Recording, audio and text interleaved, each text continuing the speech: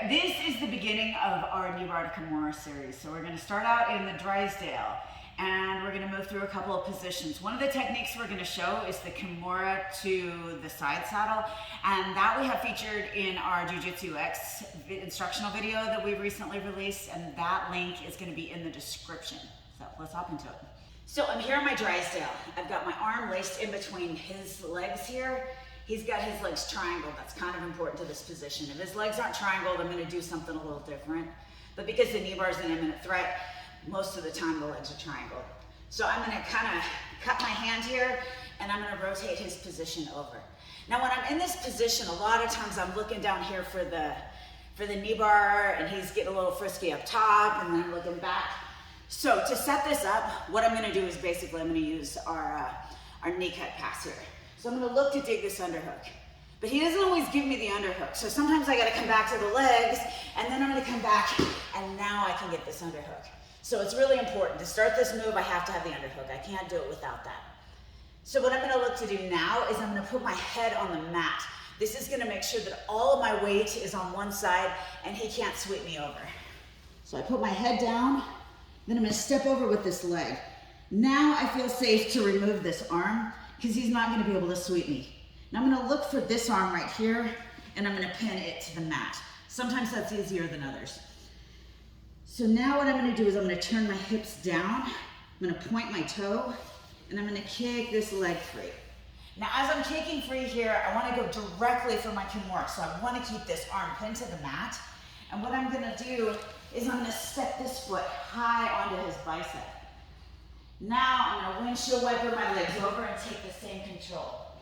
Now I'm going to take this hand here and I'm going to grab underneath his shoulder, and I'm going to pull him up as I bring my knee to the other side of his head. Posting on this hand here, I'm going to bring him up and over. Now what I want to do is I just want to switch my arms.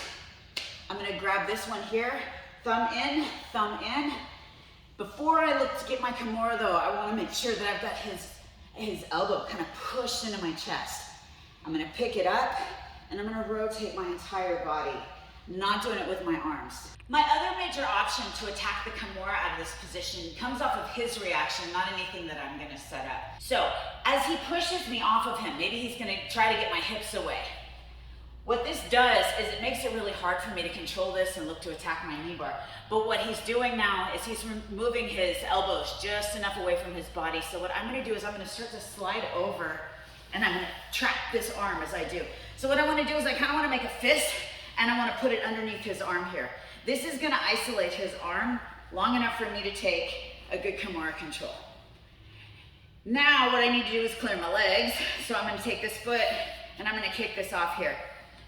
The move to get into the Kimura, however, is going to be kind of a lot of things happening all at once. I'm going to turn my hips down. I'm going to push my weight into his wrist, and I'm going to tripod all at once. Now what this does is it prevents him from getting his arm in the way as I'm going to rotate around to the top of his body and look for the Kimura. So I'm going to push my weight in, and I'm going to come around and tripod. Now chances are really good what he's going to do here is block this hip, because the hip is what's going to stop me from getting this Kimura. But if I come straight to my tripod, I can rotate easily, and I can trap this arm underneath my leg here. Now what I'm going to look to do is put my weight into his elbow one more time. When I'm ready, I'm going to pop it up and rotate over. So again, this is all, this part of his arm connected with my sternum and my stomach as I come over and I rotate the entire body. I'm not trying to pull this stuff off. This is where flexible shoulders can cause problems with your Kimuras. This is me straight attacking ligaments. He's going to tap here. Okay, so once again, Bendy's going to push me. And I'm going to come into this side saddle, and I'm going to take this control here. Now on the side saddle, I have two options. What I want is my legs still in here, and I can either control his hips if I'm looking to continue my leg lock attack, or if I'm looking to move up, I can control the Kimura. But either way, right now, I have really good control of his body still, so that's what's going to allow me to either come back to the legs or attack my Kimura.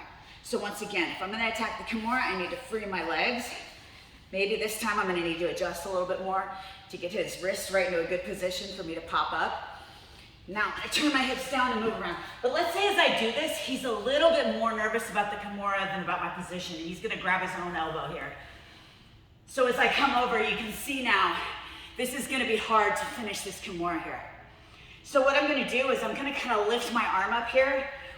Once again, kind of making a fist and connecting my chest here, and I'm putting my elbow right into his ribs so he's not comfortable. So I'm gonna use this control here. I'm gonna use this hands now, just enough to make space and get my knee inside. Now, I'm gonna come back to my Kimura grip, and I'm gonna break this relatively easy. Be careful with your training partners here. So I'm gonna break up first, and I'm gonna rotate second. And the beautiful thing about the Kimura in this position specifically, or in most positions, even if I don't get the tap, I have not lost my position. All right, let's talk about one more thing that can happen here. Bendy's gonna push me, I'm gonna trap this arm, I'm gonna clear my leg, and I'm gonna get up and move around here to the top. And as I do, he's gonna come to his knees. And what that means is, I messed up. This should not be possible. If you notice what happened there, I was on my knees. So I take this Kimura control, push here. The reason why this belly down doesn't work is because as I come up, I'm pushing my weight into his stomach. Can you go belly down now? Not until I'm in a great position, and he's giving up a much easier Kimura for me.